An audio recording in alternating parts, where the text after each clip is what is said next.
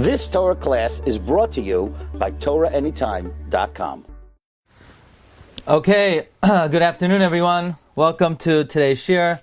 The learning is Lila Nishma Sarabas Mordechai Halevi, and please, I'd like to dedicate today's learning Refuah Shlema for my grandfather Shimon Yehoshua ben Sarah. Okay, so we're learning Sefer Tomer Devorah. Just an interesting point of note. There's a big question regarding the name Tomer Devorah. Where does this name come from? Why did the Tano Eloiki, the great Makubal, the Ramak, why did he call it Tomer Devorah? So it's actually suggested the gematria of Tomer Devorah is Moshe Kordevar, which was his name. That's the numerical value of his name. Interestingly, if you take the Tuf of Tomer and you make it a Shin and Kuf, after all, Tuf is 400, Shin and Kuf is also 400. If you replace the Tuf for a Shin and a Kuf, you get the letters Shloim Moshe Kordevar. So it's not only Gematria Moshe Kordevar, but if you replace the Tuf with the Shin and a Kuf, you actually get the name, the letters, the Oisios, Moshe Kordevar. We have a very interesting Yediyah that is brought by Rabbi Chaim Volozhiner in his Keser Rosh. Rabbi Chaim Volozhiner writes, in terms of the hierarchy of Chachma, Rabbi Chaim Volozhiner says, where philosophy ends, that is where Kabbalah begins. Where the Kabbalah of the Ramak ends, that is where the Kabbalah of the Arizal begins. That's just an interesting idea, an interesting tidbit. Now, also of note is that the Ramak did not live a long life. The Ramak only lived to be 48 years old. And incredibly, who gave a hesped to the Ramak? None other than the Arizal. And what did the Arizal say about the Ramak? The Arizal said as follows. He said, Kisiya be'ish, if there would be in a man, chet, literally a sin, mishbat maves, that he's eligible to be killed, v'humas, and he is killed, v'salisa oisai al eitz, and you hang him on a tree, the pasuk continues, that don't leave him hanging overnight. However, the Arizal at the Levaya of the Ramak said an astounding pshat in this pasuk, and he applied it to the Ramak. The word chet, which means sin, could also mean to be missing. V'chiyah be'ish chet. If a person is missing mishpat maves, a reason to die. There are not too many people who are missing a reason to die. But if somebody is missing chet, like in the pasuk, Koilea el hasa'ara v'lo yecheta, somebody who could shoot a sling at a mark and not miss. Somebody who could shoot at a target and not miss. If a person is missing, mishpat maves, a reason to die, v'humas, and yet he dies. If you see somebody who never sinned and yet he dies, why would he die? V'salisa oisai al eitz, you could hinge it on the chet of the eitz hadas. This is what the Arizal applied to the Ramak. That the Arizal said the Ramak was so great he never sinned, and if he died, it's only because of that first sin of man. So I just want to point out, before we continue in the Tomer Devorah, that the Tomer Devorah is classified as one of the classic Sifrei Mussar.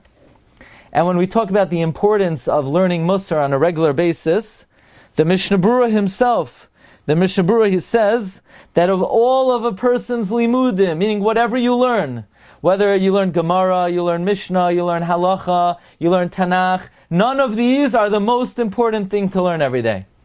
What is the most important thing to learn regularly? Says the Mishnah Berurah, this is Siman Aleph, Sivkaton Yud Beis, Tzarech ha'adam likbaya lo'eis lilmait sifrei Mussar b'chol yom v'yom. A person has to set time to learn works of Mussar every day. Ima'at, whether it's a lot, v'im harbe, whether it's little or a lot, meaning some Mussar you have to learn every day. The greater you are, says the Mishnah Berurah, the greater is your Yetzer Hara, and the only antidote to the Yetzer Hara are the Toichachas Ma'amorei Chazal. In the Sha'ar Tzion, the Mishnah Berurah even writes that learning Mussar is more important than anything you learn the whole day, even more important than learning Mishnayos. So Baruch Hashem, we have this chus to continue in the Holy Sefer Tomer Devorah. I just want to go back to the paragraph that we read yesterday for one moment, and then we will continue. And that is the Tomer Devorah says that it is fitting, it is roi, and we discussed the word roi, for a person to emulate the midos of the Keser, which are the 13 midos elyonos, the 13 character traits on high. The lashon of the Tomer Devorah is midos shel rachamim elyonos. Now, what does that mean, elyonos? Well, it's very important to know because there are actually Yud Gimel midos tachtonos, which is the Zohar tells us there are two sets of midos. We have the midos elyonos and we have the midos tachtonos. The midos elyonos are what is referred to in the Ijra Rabbah, the Tleisar Mechilin Derachame Me'atika Kadisha. So these are alluded to in the pasuk Mi Keil Kamocha Noise Avain Va'over Al Pesha L'Sheiris Nachalasai. And then of course we have Yud Gimel Midos Tachtonos, which are Hashem Keil Rachum Mechanon Erach Hapayim Rav Chesed V'Emes. Now we'll see. The midos elyonos correspond to the Yud Gimel midos harachmim tachtonos, but the Tomer Devorah is based and meyusad that a person should emulate Hashem's 13 attributes of mercy, specifically Yud Gimel midos elyonos. So we have to clarify what is the difference between the midos elyonos and the midos tachtonos. Even if, let's say, Hashem Keil Rachum Mechanon corresponds to Mi Keil Kamocha, why is the Ramak emphasizing that we emulate the midos elyonos, and why not the midos tachtonos? So Rav Matisyahu Salomon has a little kuntris on the Tomer Devorah in the back of one of my editions, where he says that even though this is a concept that perhaps is above our pay grade, nevertheless, a simple explanation is as follows. The midos tachtonos are the actions and midos of HaKadosh Baruch Hu that Avraham Avinu was able to observe. Avraham Avinu was able to observe the hanhaga of HaKadosh Baruch Hu in this world, the way Hashem runs the world, the way Hashem deals with this world, and Avraham Avinu, through his own seichel, was able to understand Hashem's ways and emulate them. But those are the midos tachtonos. The midos elyonos are the ways of God that unless we have a tradition from Sinai, or unless it was revealed through Nevuah, we would not even know that these are the hanhagos of God, because some of them relate to information that we would not have access to had it not been for Nevuah. So the Sefer Tomer Devorah is based on not only the midos of Hashem that we observe with our eyes of flesh and blood, but it goes beyond that. The obligation, and now this is me speaking, why is the Tomer Devorah based on the midos elyonos and not on the midos tachtonos? That is because that our obligation of following the ways of Hashem is not merely following what we observe with our eyes of flesh and blood of the ways of Hashem, but we are actually obligated through whatever information we are privy to, through Nevuah, through tradition from the Torah Akdosha, to emulate all of Hashem's ways. Let us continue in the first Middah, the Middah of Mi Keil Kamocha.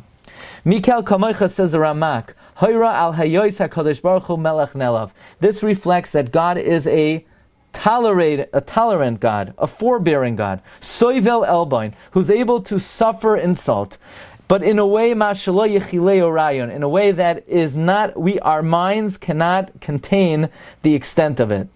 This is something that boggles the mind. Because there's no doubt that nothing is beyond the purview of God's hashgacha. That means that God knows, sees, and is aware of everything that transpires in this world. Furthermore, there's not a moment that a person is not nourished, and existing, from a supreme power that pours shefa. In other words, every single moment we can only exist because God is infusing our heart with the ability to pump, and infusing our lungs with the ability to inhale, infusing our kidneys with the ability to filter. Every moment God is showering us with shefa. Which means that nobody ever acted or had a thought without God at that moment infusing them with koyach. Nobody ever sinned against God. Mamish, that at that moment mamish, Hashem was not pouring a bounty of existence and the ability to move. In other words, when we move our hands, when we move our arms, when we bat our eyelashes, it's because God at that moment is infusing us with that ability. And even though with that gift of life that God is giving us, we sometimes may use it to sin against Him. So why doesn't God say, well, if you want to sin with your own life, but I'm not going to give it to you. Sin with your own koyach, but I'm not going to give it to you. No, loy minoi mimenu klal. God does not stop granting us the freebie. He gives us life, even though we use it against Him. He tells our heart to beat. He infuses our heart with energy, despite the fact that we may use it against Him. Wow, look how tolerant, look how suffering God is. Ela soivel hakadosh baruch hu elboin kazeh. God tolerates this kind of insult, lios mashpia by koyach tnuas evarav, to influence us and to bestow upon us the ability to move our limbs. And we use that ability at that moment in sin to anger God. So why doesn't God say, I'm not going to give you a car? Imagine somebody lent someone a car and they were using that car to bash into your front yard. So you would say, get out, you can't borrow my car anymore. So God gives us energy and strength and life, and at the moment we use it against Him, why doesn't God say, so I won't give you the life at that moment? No, God is the ultimate soivel. V'hakadosh baruch hu soivel. God tolerates the insult. He gives us a mind. He allows the mind to be functional, even if we use it for bad thoughts. This is the ultimate tolerance of HaKadosh Baruch Hu. So you'll ask, well, who says, what's Hashem going to do? He's going to stop the mind from working? He's going to dry up the hand? Be'ezus Hashem, tomorrow we'll see. Yes, it is well within God's ability at that moment to say, I'm going to stop that ability. And we know in past history, God has done it. And even though He's able to do such a thing, He doesn't do it. Why? This is the ultimate savlanus of Hashem. This really puts the challenge to us when we say, I'm running out of patience. Really? You're running out of patience? Has your patience been tested to the extent where you're giving goodness to someone and they're using that against you? Well, if it hasn't been put to that extent, then we need to emulate HaKadosh Baruch Hu to what extent we need to be tolerant in suffering. Thank you so much, everyone, for joining. May HaKadosh Baruch Hu give us siyata d'shmaya to be koina these midos. Everybody, bracha v'atzlacha. Shkoyach. If anyone has any questions, you're welcome to ask. I'm going to unmute.